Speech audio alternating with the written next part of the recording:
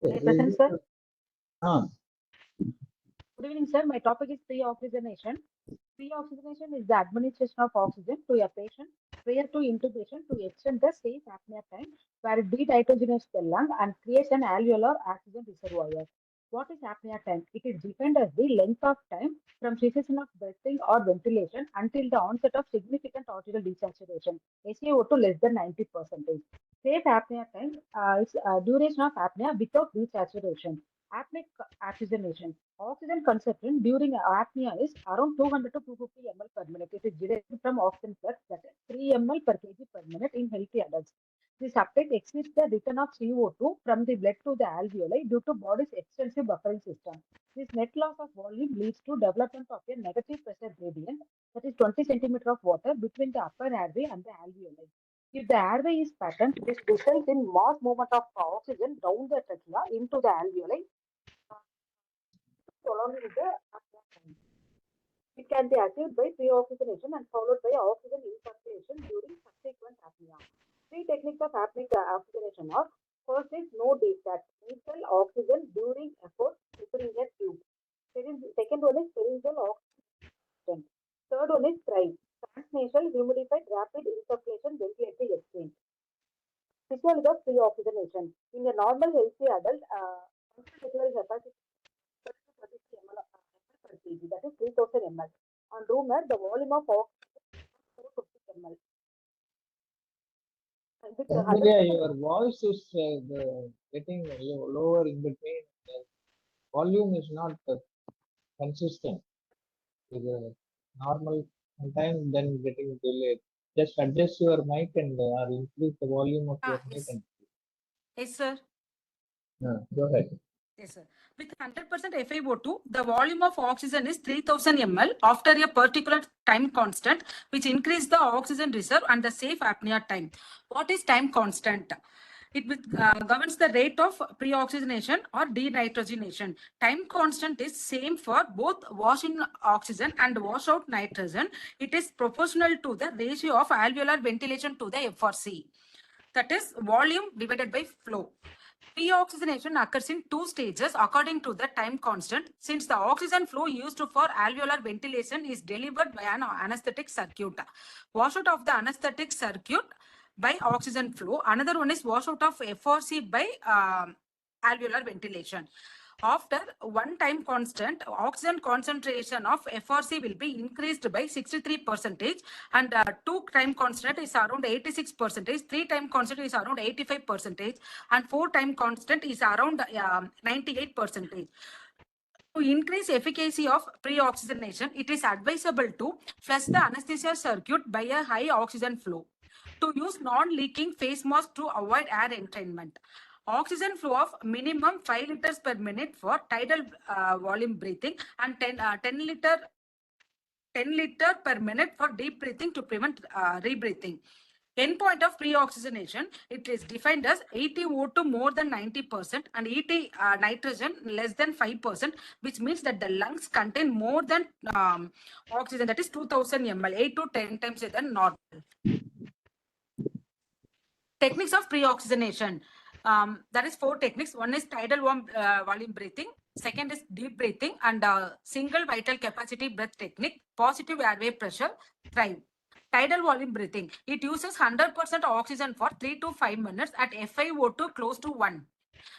Fresh gas flow as low as 5 liters per minute is effective to provide FiO2 of 95%, and 10 liters per minute it increased to 98%. Deep breathing techniques. It consists of 4 deep breathing for 30 seconds or 8 deep breathing for 1 minute at fresh gas flow at 10 liters per minute. Since the ventilation during deep breathing is much greater than oxygen inflow rate, resulting in rebreathing of exhaled nitrogen and decreased FiO2. To optimize it, extend the duration of deep breathing to 12 deep breathing at 1.5 minutes, 16 deep breathing for 2 minutes. And use high fresh gas flow rate more than 10 liters per minute. Single vital capacity breath technique. It involves triphasic process. First, forced exhalation to residual volume and deep inspiration to their total lung capacity. Third phase is holding the breath in full inspiration. Additional maneuvers, head up positioning. In supine position, upward movement of diaphragm leads to dependent atelectasis. It will further decrease to FRC. It decreases the safe apnea time. In the maneuver BUHE, that is backup head elevated position, improves efficacy of pre-oxygenation and increases safe apnea time. In case of immobilization, that is spinal cord injury, reverse Heidelberg with the head 30° higher than foot, it improves the pre-oxygenation and it also improves the laryngeal view during intubation. Non-invasive positive pressure ventilation. It helps in obese, pregnant, and critically ill patients where FRC is decreased. It is recommended maximizing pre-oxygenation with 100% O2 with non-invasive positive pressure ventilation with PEEP in the reverse Trendelenburg position. Breathing system for pre-oxygenation. For tidal volume breathing, in case of spontaneous respiration with Mapleson A circuit, minimum flow of 5 liters per minute is required for 3 minutes. In case of Mapleson D circuit, 10 liters per minute is required. For deep breathing technique, oxygen flow of 10 liters per minute is required irrespective of anesthesia circuit. Inadequate pre-oxygenation. Procedure factor, insufficient time or inadequate FiO2. That is leads to poor mask seal, inadequate oxygen flow rate, failure of oxygen connection, and rebreathing. Patient factors, non-cooperative patient, agitated patient, sedated patient, poor respiratory reserve, airway obstruction, and increased shunting.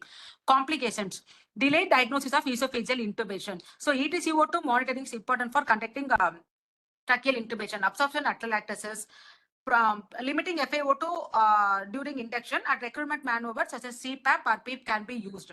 Production of reactive oxygen species, it is the risk is very rare. And cardiovascular response, it leads to decreased heart rate, decreased cardiac output, increased systemic vascular resistance, and a decreased coronary and cerebral blood flow. It a result of vasoconstriction. These manifestations are mild, variable, and rare. Thank you, sir. That's all, sir. Is there any need for pre-oxygenation before extubation? Yes, sir. What you all talked about is before intubation.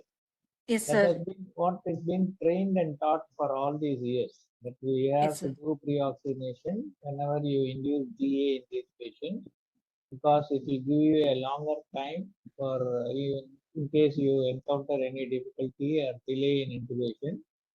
The safe apnea time, where as you rightly said, the patient will not desaturate that much faster. And the calculation is usually asked in the examination. How do you achieve that prolonged apnea, safe apnea time? What is the calculation?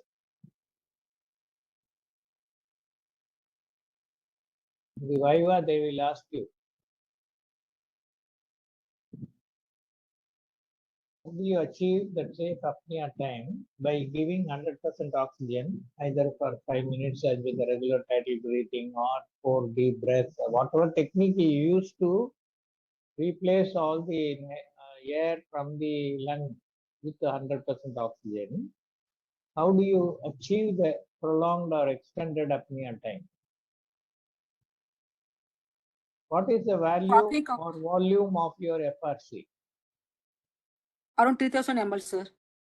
2500 for an adult. For an easy calculation, let us keep it as 2500 ml per volume of the function. What is the purpose of this FRC?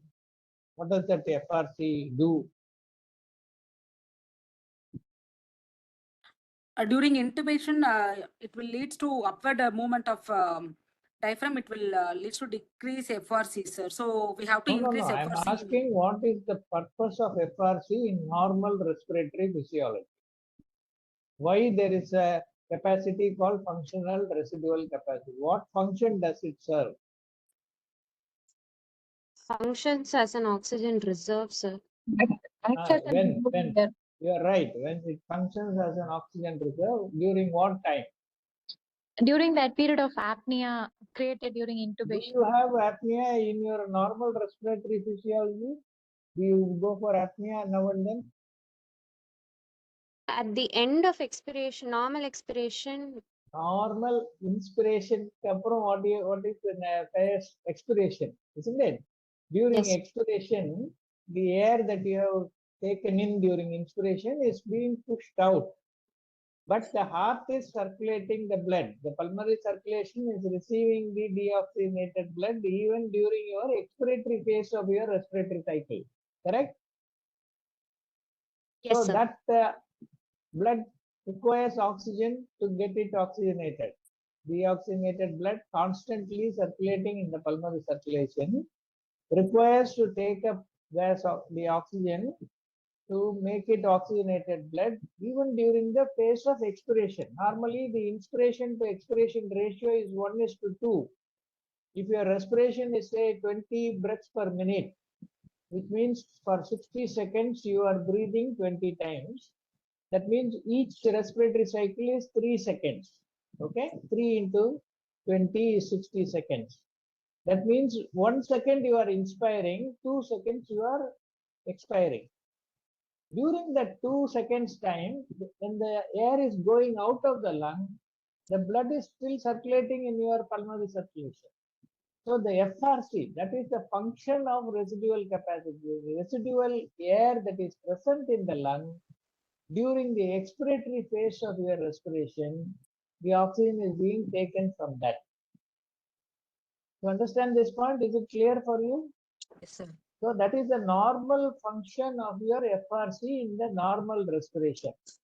Now, when you induce anesthesia and make the patient paralyzed with a relaxant, there is a total absence of inspiration and expiration, and patient is totally apneic. That means there is no airflow at all.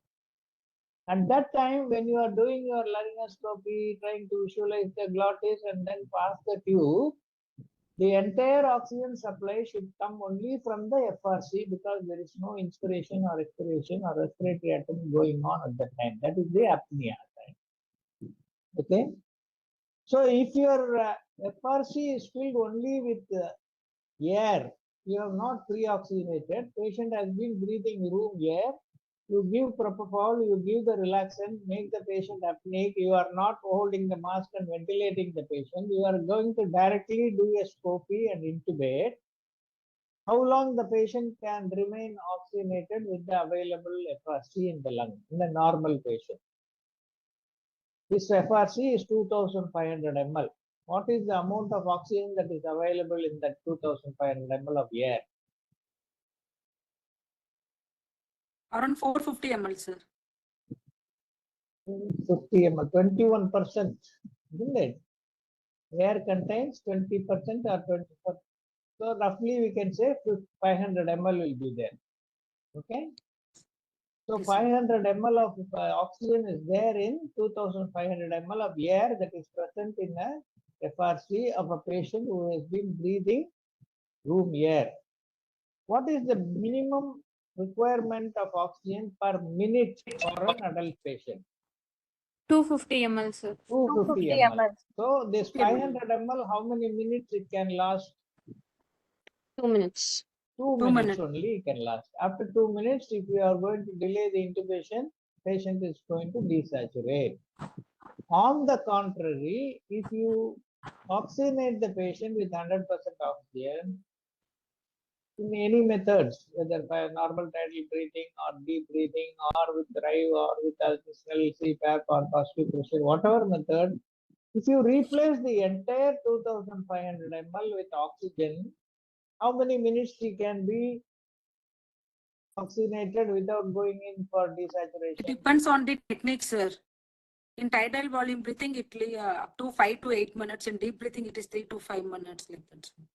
In Roughly, when you during make a apneic oxygen, calculation, if the entire FRC becomes 2500 ml of oxygen instead of 500 ml of oxygen plus rest in nitrogen as in room air, theoretically, how many minutes he can last without going in for desaturation?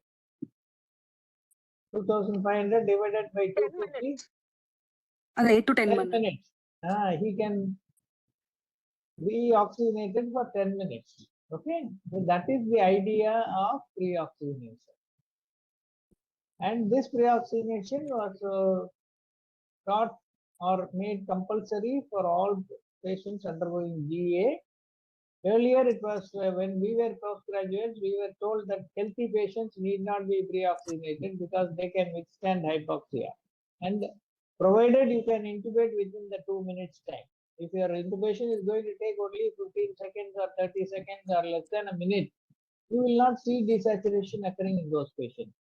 On the contrary, if it is an unanticipated difficult airway and you are not able to visualize the clot is, and then you are struggling and you put the scope 2-3 times and then try to intubate, ask for additional gadgets or help by burp or other things, then the patient, there is a chance that definitely they will desaturate.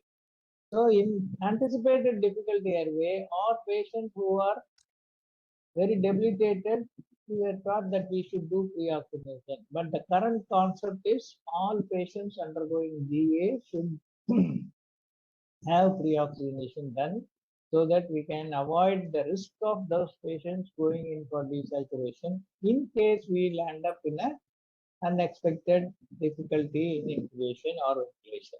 Okay, that is the idea. And usually at the end of general anesthesia, we always cut off all the anesthetic agents and we give 100% oxygen to make the patient resume or get back his conscious level by removing the anesthetic agents from the body. And we were not thinking that as a term of pre-oxygenation before extubation, because it has been a routine practice to give 100% oxygen before extubation for quite some time. It was considered as part of the recovery technique. But nowadays they say this is also considered as a pre-oxygenation before extubation. Okay? So that any breath holding or any laryngospasm or any inadequate ventilation or any airway obstruction, all these problems which can result in desaturation can also be avoided by pre-oxygenating the patient at the end of anesthesia before planned extubation. Okay, so that is also considered. And in your answer, you have to, of course, you have mentioned all the points correctly, but you can categorize them into high-risk patients who definitely require oxygenation. Out of that, you mentioned about obesity patient, you mentioned Pregnancy. about pregnant patients. Pediatric patients Pediatric. are also equally dangerous patients, Yes, especially sir. younger children. If they desaturate, what is the most dangerous complication that can happen in pediatric patients if they become desaturated and hypoxic? Bradycardia and Bradycardia and arrest, excellent. So they are unlike adults who develop tachycardia to compensate for the hypoxemia. Pediatric patients will develop bradycardia and go in for cardiac arrest. Why? Immature of sympathetic nervous system. Dominant parasympathetic. Sympathetic is not well developed up to the age of 3 years. Okay, so young children up to the age of 3 years, they have the dominance of going in for bradycardia and arrest if they develop hypoxemia. So that is, they are the vulnerable group who should be definitely pre-oxygenated before you do the laryngoscopy or extubation, whatever you want to do that. So these are all the categories who are at risk, high risk for that. And all that smells nice is not rose. That is the saying. So pre-oxygenation, we talk so much about the good qualities of pre-oxygenation, but the complication that they can produce is absorption atelectasis, very rarely prolonged exposure to high concentration of oxygen, producing more of free oxygen radicals in the. Of course, that's all very theoretical, but nothing happens in practice. So all those uh, disadvantages of pre-oxygenation also has to be mentioned in your answer. Okay, Yes, so sir. I'll just share my